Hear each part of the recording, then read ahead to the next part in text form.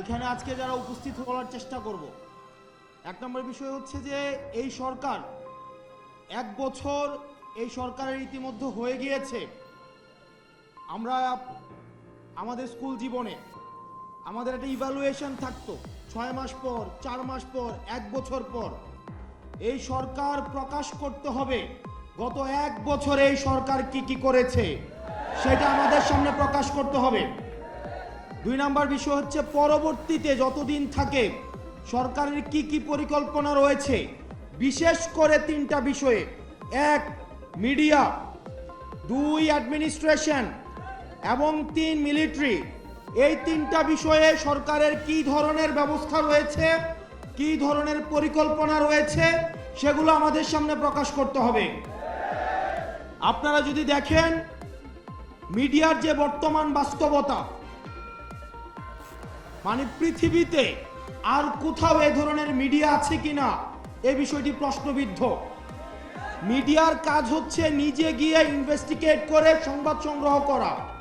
আমরা সেই জায়গায় দেখতে পাচ্ছি বর্তমান অধিকাংশ মিডিয়ার ভাইয়েরা এসে যারা নির্মোহভাবে বস্তুনিষ্ঠভাবে যারা কাজ করতে চায়, তারা আমাদের কাছে এসে অভিযোগ জানায় যে ভাই, মিডিয়ার যে মেকানিজম সেখানে কাজ করা অনেক বেশি ডিফিকাল্ট হয়ে যাচ্ছে। ক্যান্টনমেন্ট থেকে, ডিজিএফআই থেকে নিউজ লিখে মিডিয়াতে দেয় এবং সেইটা মিডিয়া ছাপায়। এবং আপনারা দেখেছেন সম্প্রতি মিডিয়া কিভাবে নগ্নভাবে এই গণ অভ্যুত্থানের স্বার্থে যারা জড়িত তাদের ক্যারেক্টার অ্যাসাসিনেশনের জন্য, নারীদেরকে কিভাবে বিতর্কিত করার জন্য একটা অ্যাপ্রোচ নিয়েছে। আমরা মিডিয়ার প্রতি আহ্বান জানাবো। আমরা চাই মিডিয়ার থেকে বস্তুনিষ্ঠ এবং জনগণের যেই বক্তব্য, জনগণের যেই দেশ নিয়ে যে পরিকল্পনা, সেটা সঠিকভাবে উঠে আসুক। অথচ আমরা মিডিয়াকে দেখতে পাচ্ছি গণমাধ্যমে আগের মতো ডিজিএফআই থেকে শুরু করে রাষ্ট্রীয় বিভিন্ন এজেন্সি সেখানে নগ্নভাবে হস্তক্ষেপ করে। কিছুদিন আগে চ্যানেল 1, ডিবিসি, আমরা দেখেছি অভ্যুত্থানের সময় আমাদের ব্যক্তিগত অভিজ্ঞতা, অভ্যুত্থানের সময় যখন আমাদেরকে বন্দী করেছে, ডিজিএফআই যখন উঠিয়ে নিয়ে গিয়েছে, আমরা দেখেছি আমাদেরকে বসিয়ে রেখে ডিবিসিকে ফোন দেওয়া হতো, এই হেডলাইন চেঞ্জ করেন, এই নিউজ চেঞ্জ করেন। ডিবিসি তখন সেগুলাকে চেঞ্জ করত। আমরা দেখতে পাচ্ছি আগের মতো করে একই ধরনের মিডিয়া এখন তার চরিত্র আবার আগের মতো হয়ে গিয়েছে। এজেন্সি ছবি তুলে পাঠায়, সেটা মিডিয়াকে দেয় এবং মিডিয়া সেটাকে প্রকাশ করে। মিডিয়া এখন আর গণমানুষের নাই, সেটা এখন এজেন্সির মুখপাত্র হিসেবে কাজ করছে। প্রিয় মিডিয়ার ভাই বন্ধুরা যারা আছেন, আমরা আপনাদের কাছে বিনীতভাবে অনুরোধ করব, আমরা চাই না মিডিয়াকে আর কেউ নিয়ন্ত্রণ করুক। হাসিনা যেভাবে মিডিয়াকে নিয়ন্ত্রণ করেছে, বাণিজ্যিকীকরণ করেছে, বিভিন্ন অলিগার্ক শ্রেণীর মধ্য দিয়ে মিডিয়াকে নিয়ন্ত্রণ করেছে, সেটির অবসান ঘটুক। এবং আপনারা যারা গণমাধ্যম কর্মী আছেন, আমরা জানি আপনাদেরকে বেতন দেওয়া হয় না, শুধুমাত্র মিডিয়ার বুমটা ধরিয়ে দিয়ে আপনাদেরকে বলে এটা দিয়ে আপনাদের জীবিকা অর্জন করেন। আপনাদের ওয়েজ বোর্ড নাই, আপনাদের নিয়মিত বেতনের কোনো ব্যবস্থা নাই। আমরা চাই আপনারা আপনাদের পক্ষে কথা বলুন, আপনারা গণমানুষের প্রতিনিধিত্ব করুন। কোন এজেন্সির প্রতিনিধিত্ব করার দরকার নাই, কোন বর্জুয়া শ্রেণীর প্রতিনিধিত্ব করার দরকার নাই। আপনারা বাংলাদেশের প্রতিনিধিত্ব করুন, বাংলাদেশ আপনাদেরকে ধারণ করবে। দ্বিতীয়ত, আপনারা যদি দেখেন গত 1 বছরে আমাদের অ্যাডমিনিস্ট্রেশনের চরিত্রের কোনো পরিবর্তন হয় নাই। বিগত সময় নির্বাচনের কথা যদি আমরা মনে করি, ওসিকে নির্দিষ্ট সংখ্যক অর্থ দিয়ে কিনে ফেলা হতো, ইউনুকে সাক্ষী রেখে দিনের ভোট রাতে করা হয়েছে, মরা মানুষ কবরস্থান থেকে এসে ভোট দিয়ে গিয়েছে। প্রশাসন এর দায়ভার এড়াতে পারে না। আমরা দেখলাম 5ই আগস্টের পরে বঞ্চিত নামের এক ধরনের গোষ্ঠী এই অ্যাডমিনিস্ট্রেশনকে কবজা করেছে। আমরা কিন্তু দেখি নাই গত 15 বছর কোন অ্যাডমিনিস্ট্রেটিভ অফিসার কোন সচিব, কোন ডিসি, কোন এসপি তিনি পদত্যাগ করতে চেয়েছেন হাসিনার বিরুদ্ধে গিয়ে।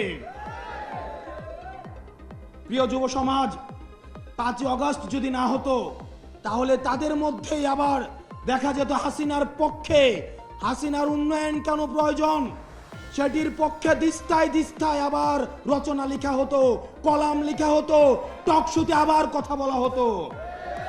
আমরা একটি নির্বাচনের গণতান্ত্রিক উত্তরণের জন্য নির্বাচনের দিকে যে যাচ্ছে সেটির আগে অ্যাডমিনিস্ট্রেশন সংস্কার করে আমরা এই ব্যুরোক্রেটদের আমরা ভূমিকা সম্পর্ক নিশ্চিত হতে চাই। যারা আগের 3টা নির্বাচনের সাথে জড়িত তাদেরকে দৃষ্টান্তমূলক তাদের ব্যবস্থা নিতে হবে। প্রিয় যুব সমাজ, সেটির বিষয়ে আমাদের ভয়েস রেইজ করতে হবে মাঠে এবং জনগণের মধ্যে সেই বিষয়ে সচেতনতা বিস্তার করতে হবে। আর কোন প্রশাসন যেন হাসিনার সেবাদাস হিসেবে জনগণের বিপক্ষে গিয়ে ব্যালট যুদ্ধে ব্যালটকে বুলেটের সামনে রেখে জনগণের বিপক্ষে কাজে না লাগাতে পারে। আমরা দেখেছি বুলেট দিয়ে ব্যালটকে নিয়ন্ত্রণ করা হয়েছে।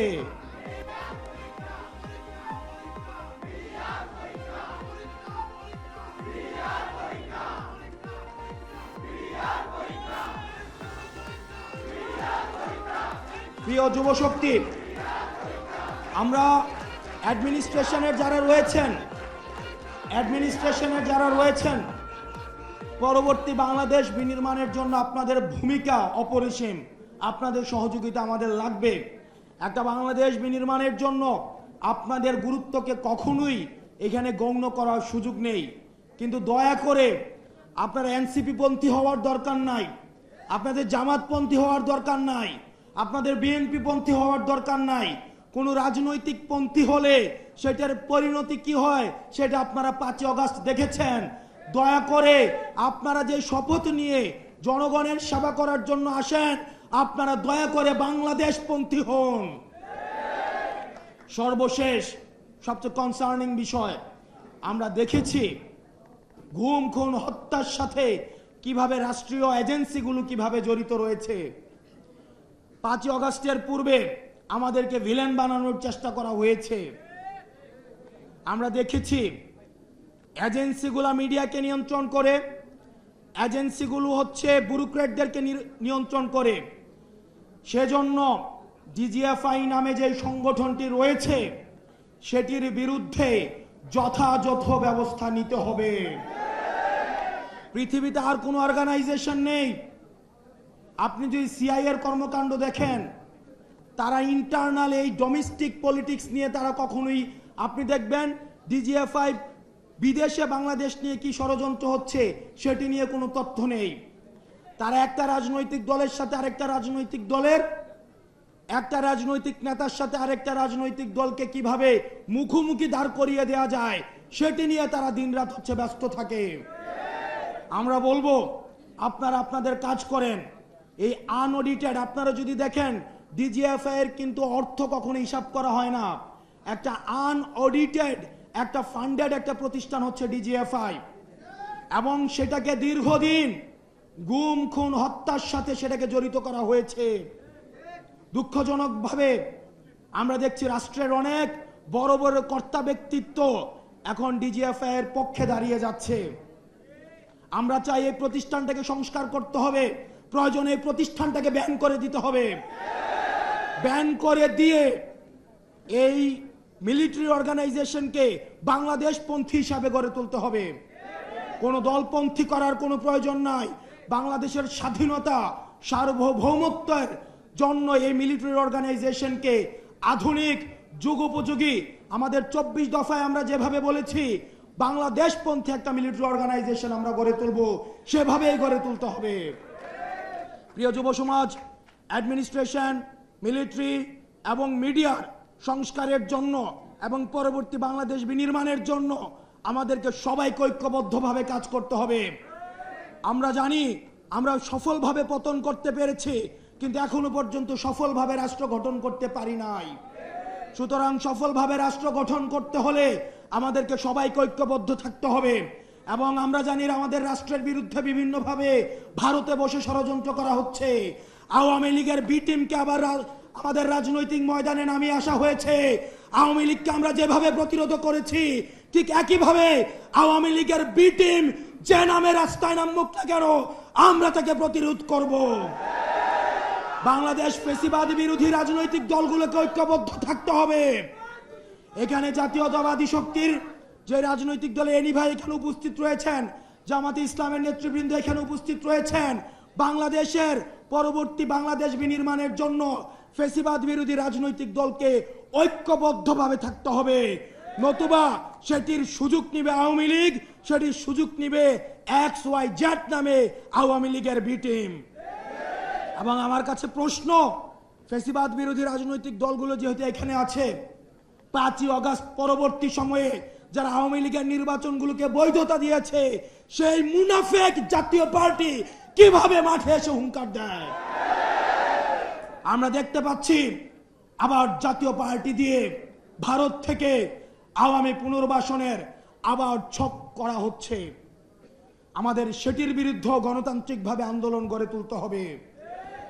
পরবর্তী বাংলাদেশটা শুধুমাত্র আমাদের গঠনের, আমাদের মত পার্থক্য ভুলে গিয়ে আমরা পরবর্তী বাংলাদেশটাকে আমরা পরবর্তী ভবিষ্যতের কাছে যেন আমরা দেখছি বর্তমানে আমাদের অতীত প্রজন্ম আজকে প্রশ্নের কাঠগড়ায় দাঁড়িয়েছে, ঠিক একইভাবে আমরা যদি 90-এর মতো ব্যর্থ হই, আমরা যদি 71 পরবর্তী প্রজন্মের মতো ব্যর্থ হই, তাহলে এই 24 প্রজন্ম ভবিষ্যতের প্রজন্মের কাছে আমরা প্রশ্নবিদ্ধ হব। সেজন্য আমাদের রাষ্ট্র গঠনে আমাদের দায়িত্ব রয়েছে। একই সাথে সাথে আমাদের যুব শক্তির ভাইরা যেহেতু এখানে রয়েছেন, আমাদের একই সাথে সাথে আত্মসমালোচনাও করতে হবে। আমাদের দলে আমরা দেখছি অনেকে সুযোগ সন্ধানী হয়ে চাঁদাবাজের সাথে, দুর্নীতির সাথে, তদবিরের সাথে, টেন্ডারবাজির সাথে জড়িত হওয়ার চেষ্টা চালাচ্ছে। তাদের বিরুদ্ধে আমাদের সচেতন থাকতে হবে। লক্ষ লক্ষ নেতাকর্মীর আমাদের কোনো প্রয়োজন নাই। সংখ্যায় লক্ষ লক্ষ নেতাকর্মী হাসিনাকে প্রোটেক্ট করতে পারে নাই। আমাদের সৎ, যোগ্য, নৈতিক, আমাদের সংখ্যায় কম হোক, তাদেরকে নিয়েই আমরা পরবর্তী বাংলাদেশ বিনির্মাণ করব। প্রয়োজনে আমরা জেলের শিকার হব, আমরা জুলুমের শিকার হব, কিন্তু আমাদের পথ কেউ ঠেকাতে পারবে না। একটি সংখ্যার কথা বলে যেতে চাই। আপনারা দেখেছেন আমাদের সহযোদ্ধা, আমাদের বন্ধু, রাজপথ থেকে উঠে আসা, ফ্যাসিবাদের চোখে চোখ রেখে কথা বলা সার্জিস আলমের বিরুদ্ধে আজকে মামলা দেওয়া হয়েছে। এটা আমাদের জন্য একটা সিগন্যাল। ডিজিটাল সিকিউরিটি অ্যাক্টের কথা বলে হাসিনা আমাদের টুটি চেপে ধরেছে। এই মানহানির কথা বলে আজকে যেভাবে মামলা দেওয়া শুরু করেছে, এটি আমাদের জাতির জন্য একটি সিগন্যাল। জনাব তারেক জিয়া সাহেব দ্বিমতকে প্রকাশ করার জন্য, দ্বিমতকে উৎসাহিত করার জন্য উনি উনার নিজের ক্রিটিসিজম কার্টুনকে শেয়ার দিচ্ছে, আবার একই সাথে উনার নেতা কর্মীরা আমাদেরকে বান্দির বাচ্চা বলে গালি দিচ্ছে। আমরা দৃষ্টি আকর্ষণ করছি আপনাদের যারা নেতৃত্বস্থানীয় পর্যায়ে রয়েছেন, তাদের বিরুদ্ধে ব্যবস্থা নেবেন, না হয় আমরা ধরে নিব এই সিগন্যাল সেন্ট্রাল থেকেই দেওয়া হচ্ছে। এবং 10 কোটি টাকার যে মানহানি মামলা দেওয়া হয়েছে, এটি পরবর্তী বাংলাদেশের রাজনৈতিক সহিষ্ণুতা, রাজনৈতিক সৌহার্দ্যের জন্য একটা ব্যাড মেসেজ হিসেবে থেকে গেল।